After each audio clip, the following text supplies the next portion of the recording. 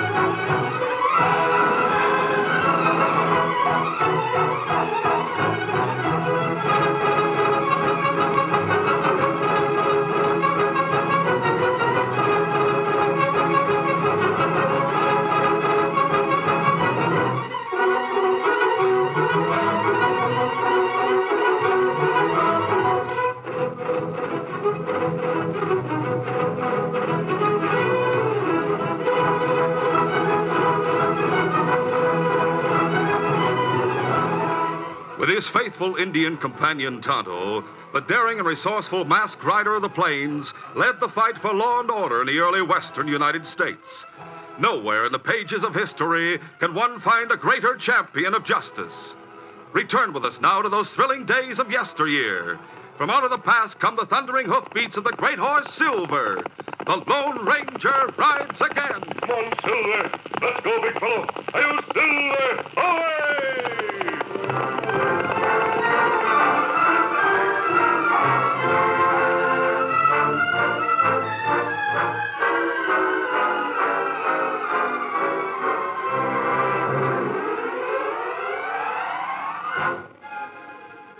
The town of Elmville was surrounded by mountains in which men dug or panned the streams for gold.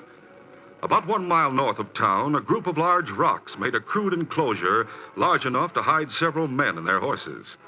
There were 3 men there. Squint Crowder had lived for the past 6 months in Elmville. Jake and Steve were newcomers. When we left jail, I told you boys I'd find some way to make quick money. Didn't I say that, Jake? Yeah, Crowder, you sure did. As soon as we got your letter, Crowder, we knew you'd made good on your promise. Tell us about this, Jake. Well, there's not much to tell. Sometime today, an old galoot named Markheim will come along this trail. He's called Old Pop Markheim. He'll come alone? Yeah, We rob him? that's right. You think he'd be carry enough to make it worthwhile? Wait till I tell you about him. He used to own the general store in Elmville. He'd grub-stake anyone who wanted to try his luck in the hills. Why, he gave away almost as much as he sold. It's a wonder he didn't go broke. He did. He had to sell his store and home to pay his debts. He left town and settled in a cabin in the hills about 2 miles north of here. That was several years ago. Since then, lots of the men he grub-staked have struck it rich. Each one pays Markheim a share of the gold he takes from his claim. Yeah, that must amount to considerable. What's the old man do with all that gold? I'll tell you what I've learned, and you draw your own conclusions. The gold is sent to a lawyer in town. A man named Bates, who was an old friend of Markheim. Sent by the men who were grub-staked? Yeah. Once a month, Markheim goes to town. He spends a couple of hours in the lawyer's office, and he buys supplies at the store, paying for them with gold. Then he goes back to his cabin. Passing by these rocks? Yeah, that's right. Does he take the gold with him? He has no bank account in Elmville. And I know very well that his lawyer wouldn't keep a lot of gold in his office. Then he keeps the gold in his cabin. That's what I'd say. What do you think, Steve? I think the same as Jake. Then we've all reached the same conclusion. He has the gold in his cabin. Why don't we go to the cabin instead of waiting here? We'll go there after dark when there's no risk of being seen by the prospectors in this vicinity. And why do we stop Markheim here? I want him out of the way, so he can't raise an alarm when we visit his cabin. Yeah, looks like this place has been used for a camp. There's ashes from a cooking fire. Hey, someone's coming. Here, let me see. Move over so I can look between the rocks. You see who it is? Markheim. Is he alone? Yeah. I'll climb to where he can see me. Crowder ascended the rocky wall until the approaching horseman was in full view. Then he drew a gun and called, Markheim, rein in. Oh there. You're covered. Don't try a fast move. Is this a stick-up? You'll know what it is in a couple of minutes. Bring your horse inside this circle of rocks. What if I refuse? I'll shoot. Well, don't get trigger-happy. I'll do as you say. Get up. You'll find an opening over there. Crowder held his gun steady and watched sharply while Markheim guided his horse around the rocks and through an opening. That'll do. Oh. Dismount. 3 of you, huh? Search him, Jake. Right. Steve, you go through his saddlebags. Yeah, I'll dump him on the ground. I've seen you in town. Your name is Crowder, isn't it? Yeah. He's not packing a gun. Go through his pockets. If you're looking for money... We're looking for gold, Markheim. Oh, here's some. Couple of double eagles. Oh, $40. I brought that from town to pay a man who did some work on my cabin. Where's the rest of your gold? That's all I have. Don't lie. We know different. I'm not lying. Steve, what's in a saddlebag? Nothing but food. And there's nothing else in his pockets except these papers. What are they? Stock certificates. Railroad company, shipping line. Markheim, every month you go into town. You collect a share of the gold from half a dozen claims. I collect just enough gold to buy food and supplies. All the rest of my dividends are invested in good stocks and bonds, Belay or Bates. That certificates your friend took from my pocket are the ones I picked up today. There's no point in stealing them because they're registered in my name. Not worth a dime to anyone but me. I guess he's right. His name is on them. Tin Horn Outlaws made a fool move when you decided to rob me. Now give me back my property. What'll we do, Crowder? We let him go, he'll turn us over to the law. We're not letting him go. Crowder, you're not going to shoot me? No? Not for $40. You wouldn't do that. Sorry, Markheim, but we can't let you turn us over to the law. Wait. Give me that gun. Look out, boss. Yeah. Markheim ceased his struggle for Crowder's gun and staggered back with a look of incredulity in his face. Then his eyes went glassy and he slumped to the ground. He's dead. He shouldn't have tried to take away my gun. What's the difference, Crowder? You meant to shoot him anyway. I still think he was lying about not having any gold. So do I. I'd be willing to bet there's a fortune hidden in his shack. Well, let's go and get it. Not in daylight. I told you before. Oh, yeah, that's so. You two get rid of the body. Take his horse a long way into the hills and turn it loose. Why don't you go with us, Crowder? Jake, you fool, we have a murder on our hands. I've got to do something about that. And what are you going to do? I had it all planned out ahead of time. I'm going to frame old Shep Belden for the murder. Give me the stock certificates and gold you took from Markheim. I'll need them for the frame-up.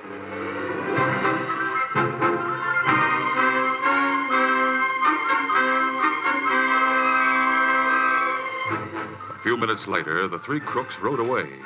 Crowder went toward town, while the others headed into the hills with the blanket-wrapped form of the dead man tied across the saddle of his horse. That night, Jake and Steve were back inside the circle of rocks at a few minutes before 8 o'clock. Presently, they heard approaching hoofbeats from the direction of town. Hey, maybe that's Crowder. It sounds like more than one horse, Jake. Maybe he's bringing someone with him. Look through the crack and see.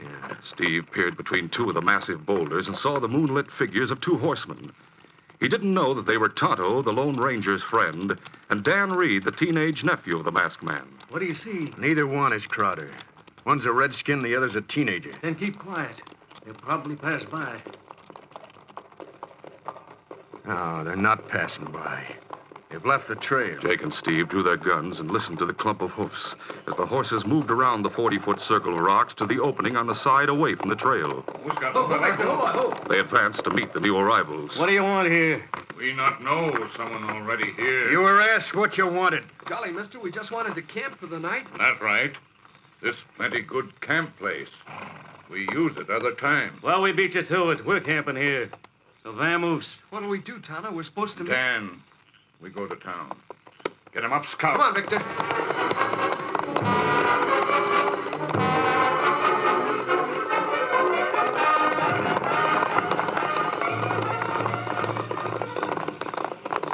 Tonto and Dan Reed rode but a short distance in the direction of town. Then the Indian signaled a halt. Ho, Victor, ho. Dan spoke first with concern in his voice. Golly, Tonto. We were supposed to meet the Lone Ranger in that campsite. If he doesn't find us there, he'll wonder where we are. Dan, you go to town. Get room in hotel. Stay there. Me go north to hiding place. Watch for masked friend. Good. Get him up, Scout. Come on, Vic.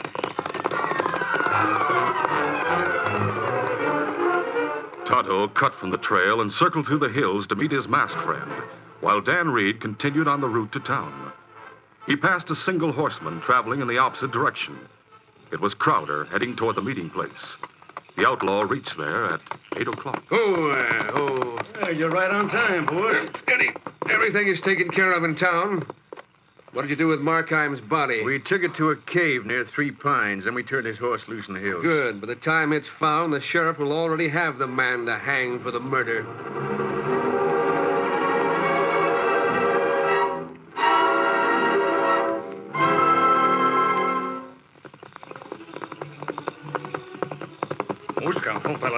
Meanwhile, Tonto was some distance north of the camp, meeting the Lone Ranger. Oh, Silver. Oh, easy, steady, big fella. Tonto, I expected to find you in our campsite. Now, two feller already there. So Dan, go to town. Him get room in hotel. Wait there for us. You say 2 men are camped in that circle of rocks? Not right.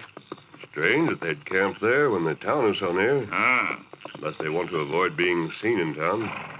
You know who they are? me not know. Let's find out. Come on, Silver. Get him up, Scout.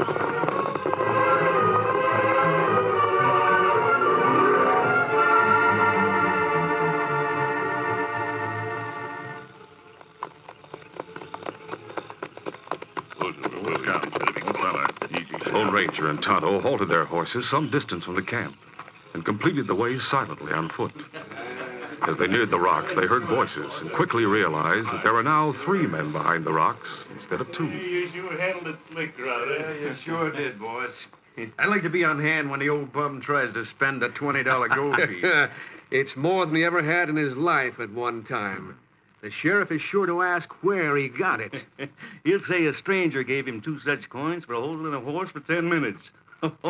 That'll sure lift the sheriff's eyebrows. It'll sound like the biggest lie a lawman's ever heard. Yeah, that's the idea. Well, say, Crowder, suppose the sheriff asked the old man to describe the stranger who hands out double eagles. Before I met old Shep, I stopped at my place. I got into some fancy clothes I had in my trunk. A long tailcoat and fancy vest. And some false whiskers I used on a couple of stagecoach robberies. When Shep describes that outfit, the sheriff will be dead certain he's lying. What do you think the sheriff's next move will be? I figure he'll search the room where Shep sleeps. Yeah, probably will. Yeah, and there he'll find a couple of stock certificates I planted. The old man will have to say he doesn't know where they came from, but no one will believe him. Crowder, that's the tightest frame-up I ever heard of. On the strength of the evidence, a jury will hang old Shep for murder. Yeah, if a lynch mob doesn't hang him first. In either case, the murder will be considered solved, and we'll be in the clear. Yeah, I've got to hand it to you, Crowder. You're smart.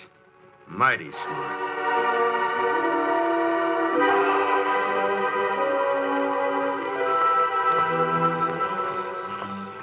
The Lone Ranger and Tonto hurried silently away from the circle of rocks. As they moved toward the place where they had left their horses, the Indian said, We go away and leave these fella? Yes, Tonto. We've no proof to take to the sheriff. Crooks maybe get way. I doubt it. They think they're safe. We know that one is named Crowder, and he lives in town. We'll have no trouble finding him when we want him. What we do? First, we must try to clear Belden. You heard what the killer said about him. Him framed. Yes, and he's likely to be lynched before the truth is known. Dan Reed in town. Maybe him hear talk. Maybe him know what happened to old man. We'll find out, Steady Silver. Easy, fella. I'll wait at the edge of town while you locate Dan's hotel room. I'd like to get into it without being seen and questioned about my mask. Come on, Silver. Get him up, Scout.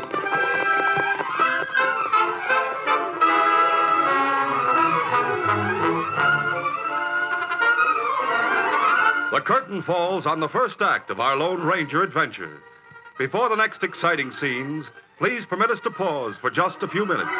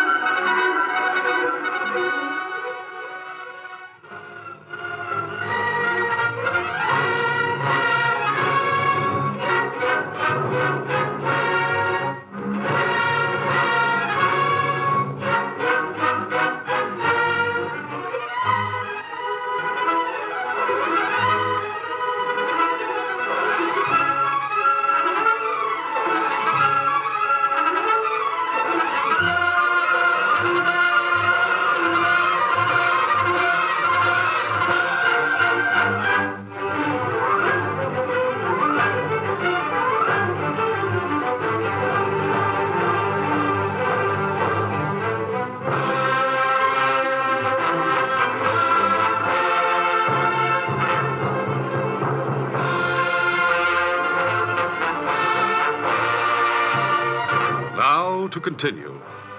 Tonto learned that Dan Reed had a rear room on the hotel's first floor. He hurried to a woods where the Lone Ranger waited near the edge of town. The horses were left hidden there. The masked man followed Tonto through the darkness behind the hotel and entered Dan's room through a window. He closed the window, drew the shade, and then turned toward Dan and Tonto. Well, Dan, we had a little trouble getting together. Golly, it's good to see you. Good to see you, too. Nice room. It's more than that. It's 2 rooms. 2? Yes, sir. I had to rent a sitting room as well as this bedroom. This door opens into it. That's sweet. This is fine, Dan. Does that door in the sitting room open into the hall? Yes, sir. I'll make sure it's locked. When Tonto came here a few minutes ago, before he went to get you, he said a man named Shep Belden had been framed. We think so, Dan. Someone seems to have been killed. I saw part of it. You did? Yes, sir. After I settled in these rooms, I went to the cafe in the front part of the hotel to get something to eat. Shep was there. Everyone was talking about him. Oh, what was he doing? Well, he was offering to buy refreshments for everyone and waving a $20 gold piece. The sheriff was there, and he started asking questions. Questioning Belden? Yes, sir. It seems the old man never had much money. The sheriff wanted to know where he got $20. Well, what did Shep say? Well, he said a stranger gave it to him for holding a horse for a few minutes. And then he showed another $20 gold piece. No one believe old man get $40 for holding horse? Well, the sheriff didn't believe it. He accused Shep of stealing the gold. Then what happened? Well, the sheriff said he was going to go through Shep's sleeping room. He left with the old man. And then in about half an hour, when I'd finished my supper, the sheriff came back and told the men in the cafe that he'd locked Shep in jail. Do you know whether or not he found anything in Shep's room? Yes, sir, he did. Oh? He found some stock certificates that he said had been stolen from a man named Markheim. Shep denied knowing anything about them. You know Markheim, Kimosabe? Yes. Oh, you do? I used to know him very well, Dan. He's a fine man. Tonto, I wonder if it's Markheim who had been murdered. Me not know. Dan, do you happen to know what the sheriff plans to do? Well, the last I heard, he told some men he'd ride into the hills tomorrow and call on Markheim. Dan, stay here and keep both doors locked. Tonto, we're going to Markheim's house tonight.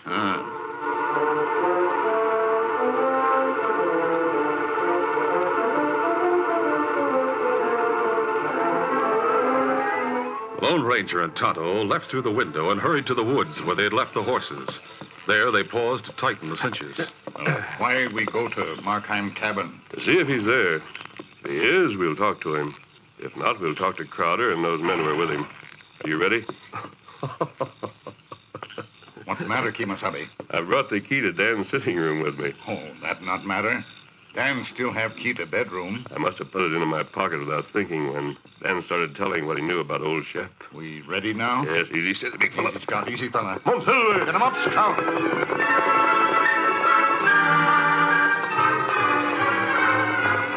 Destiny must have been at work when the Lone Ranger absent-mindedly carried away the key to Dan Reed's sitting room. The masked man thought no more about it as he and Tonto headed north toward Markheim's mountain cabin.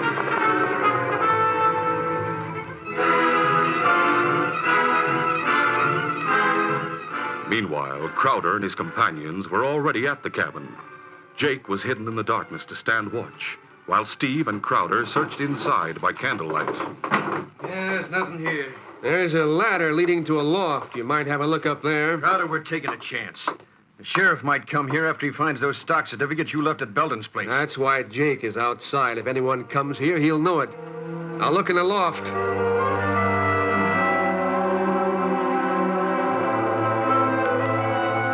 Search continued for some time. Loose floorboards were pried up. The loft was examined carefully from one end to the other. Every drawer and chest and box was searched thoroughly. Flagstones set in the floor before the fireplace were pulled loose. And then Crowder studied the rocks at the fireplace itself.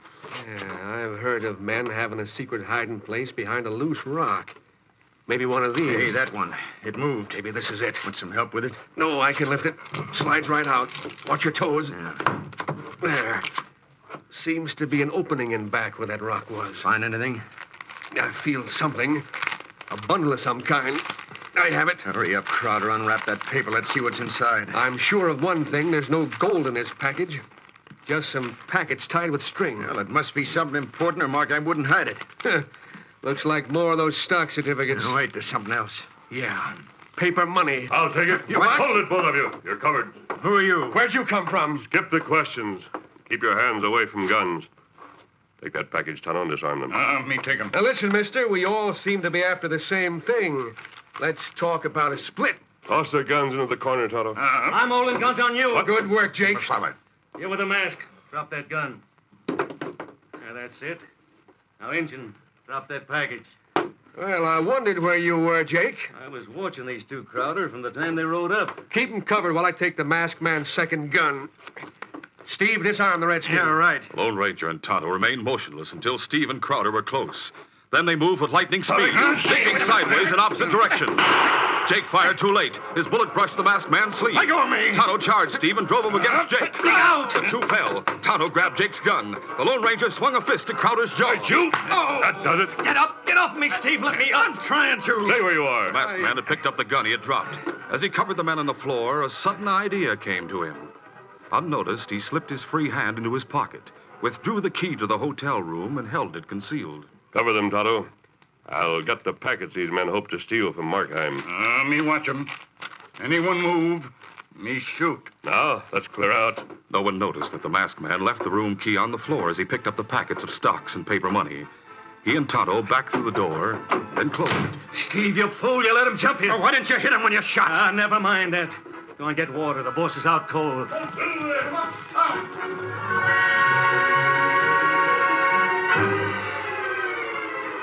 The Lone Ranger and Tonto hurried back to town and once more left their horses in the woods. Then they went to the home of the sheriff. The lawman was suspicious when he saw the mask, but the Lone Ranger soon won his confidence and his cooperation in carrying out a plan that was built around the key to Dan Reed's sitting room.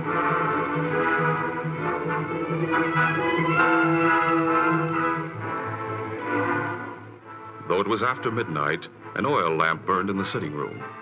Most people in town had long since gone to bed, but the Lone Ranger and Tonto, waiting in that room, were wide awake. Presently, a soft tap sounded on the door. Maybe this what we wait for. I'll open the door, Tonto. You be ready for trouble. Me ready. Take it easy. Crowder, Now, listen, mister, I'm here friendly. what do you want? I want to talk to you. Come in. Tell your Indian pal to put away his gun. I'm not here to make trouble. Put it away, Tonto. My pals know where I am.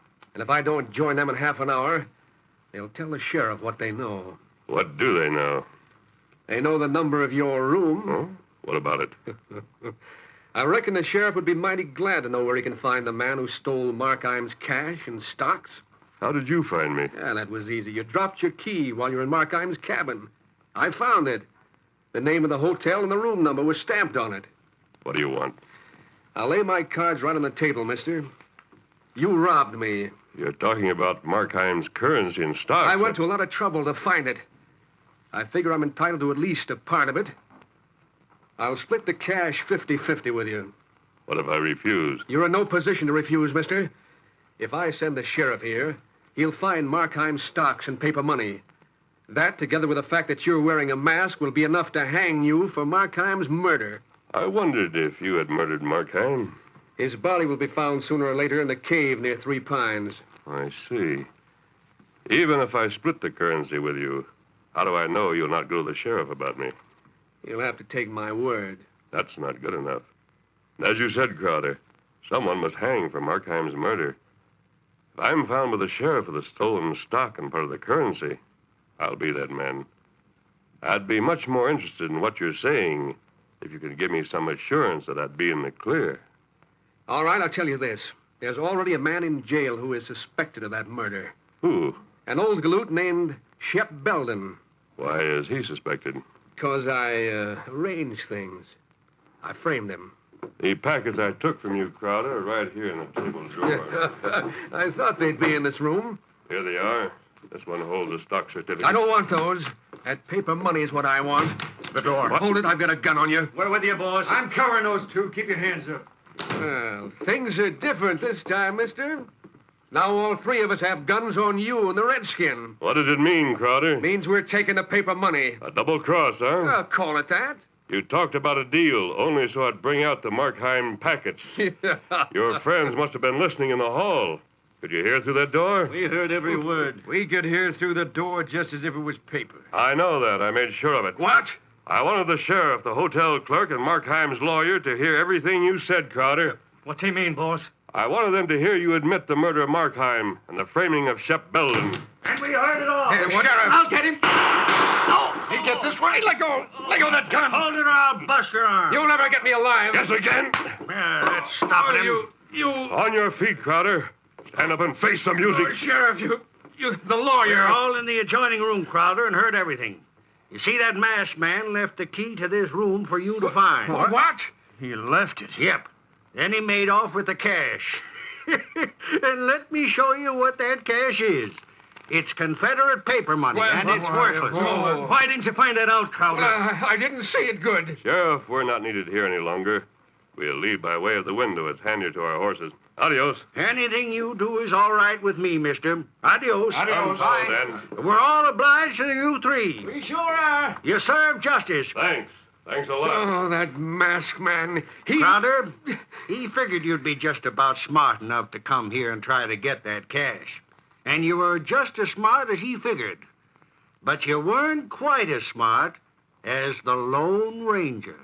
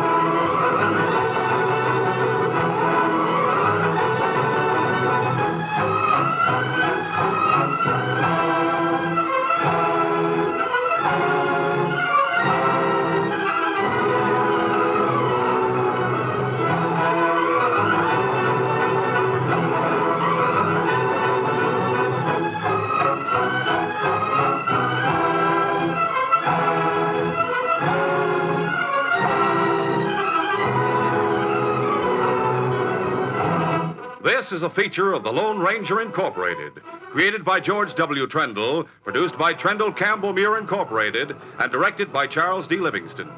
Tonight's drama was written by Fran Stryker. The part of the Lone Ranger is played by Brace Beamer.